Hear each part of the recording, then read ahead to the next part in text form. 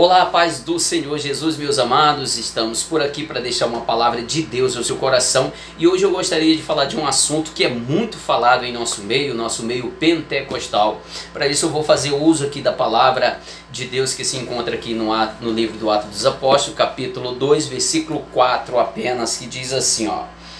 E todos foram cheios do Espírito Santo e começaram a falar em outras línguas, conforme o Espírito Santo lhes concedia que falassem. Então nós sabemos aqui que tudo isso aconteceu, foi uma promessa prometida lá no livro do profeta Joel, já falou a respeito disso, se cumprindo aqui no dia de Pentecoste em Jerusalém. Muito bem, meus amados, em nome do avivamento, nós temos visto tantos exageros hoje, que isso tem me incomodado tanto a ponto de chegar a esse momento para falar alguma coisa a respeito desse assunto com você. Ora, eu fui nascido espiritualmente criado nesse fogo pentecostal e muitas vezes vi exagero, coisas desnecessária, coisa que você fica até duvidando que tipo de movimento é esse. Esse movimento é um movimento proporcionado pelo Espírito Santo, ou tem ou é fogo apenas humano, ou tem alguma outra influência no meio. Nós temos visto que isso é uma promessa de Deus. O inimigo ele é imitador das coisas de Deus. Nós não podemos abandonar, deixar se esfriar por causa de um imitador barato, miserável, como é Satanás. É imitador, e os seus demônios fazem coisas bem parecidas porque são imitadores. Mas cuidado, vamos ter cuidado com os exageros, pois o Senhor, tudo que Ele faz é com um propósito. Perceba que na descida do Espírito Santo aqui, que revestiu os discípulos com o poder de Deus para um objetivo, percebam que eles começaram a falar em línguas conforme o que o Espírito Santo lhes concedia o que falassem. Ou seja, a vontade não era deles, não foi uma manipulação deles, mas o Espírito Santo falou conforme ele queria que eles falassem ali para edificar, transmitir uma mensagem ali para todos que estavam em Jerusalém, cada um em sua língua, que eles viessem entender muito bem. O apóstolo Paulo explica claramente sobre esse assunto, a respeito do falar de forma que todos entendam. Meu amado, o que eu quero falar aqui é para nos despertar a respeito dos exageros, das coisas que nós temos visto, pessoas às vezes sem nenhuma instrução ou com poucas instruções, começam a fazer coisas, manipular o Espírito Santo, ou em nome de um movimento, de um avivamento que não é verdade. Isso não é avivamento, é apenas um movimento humano. As pessoas colocam lá mini vigília, 2 ou 3, 4 horas, mini vigília do avivamento, noite do avivamento. Que história é essa? Que história? Isso não cabe, isso não se conecta com a palavra de Deus, isso não tem nada a ver com a palavra de Deus. Isso é uma afronta aos heróis da Bíblia. Isso é uma afronta a João Knox, que ficou ali dias, semanas e meses, confinado dentro de um cômodo, clamando, gritando, chorando, derramando as suas lágrimas, dizendo: Senhor, me dá Escócia, senão eu morro. Dias, meses de propósito ali para que Deus viesse enviar um avivamento para salvar o povo na Escócia. O que falar também de Jerônimo Savonarola, um pré-reformador? O que falar de Martinho Lutero? O que falar de tantos outros homens, Tyndale ou Tyndale? O que falar de Jonathan Edwards, que passava 2, 3 dias sem comer e sem dormir e sem beber para pregar um sermão? O que falar também de William Seymour na Rua Azusa?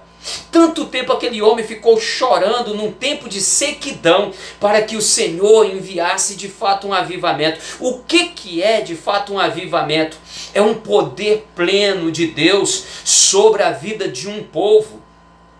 que isso traz um poder tão grande, pleno na esfera espiritual, que vem impactar também o mundo físico, trazendo a cura, as pessoas jogando fora os compromissos de pecado, lançando fora todo o sistema de pecado, a escravidão do pecado, pessoas confessando o pecado, pessoas se voltando a Deus, se realiançando com Deus, pessoas se voltando para o Senhor, pessoas devolvendo o que roubou, pessoas realmente sendo sarado a sua alma no profundo.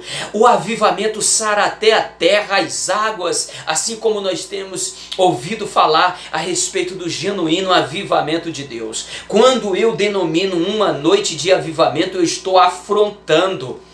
Procure saber aqui a história desses homens, os heróis da fé, e você vai saber que esse negócio de noite de avivamento não passa de um movimento, uma criação, um movimento meramente humano. Não brinque com essas coisas, não somos nós que acendemos o fogo. Quem acende o fogo é Deus, Ele acendeu uma vez, é nós que temos tão somente que colocar lenha. Paulo não chegou na ilha de Malta acendendo um novo fogo, não. Ele foi pegar lenha para reavivar o fogo, para acender um fogo que já estava aceso. Cuidado com esse negócio de reacender fogo. Os 2 filhos de Arão foram mortos na antiga aliança porque tentaram apresentar um fogo estranho ao Senhor. Cuidado, meu amado, o genuíno avivamento vem de Deus. O Espírito Santo quer nos encher do seu Espírito, trazer um avivamento genuíno, mas com propósito. E quando nós entramos em propósito, o Senhor nos responde. Mas não esqueça de uma coisa: o Senhor não vai enviar avivamento barato.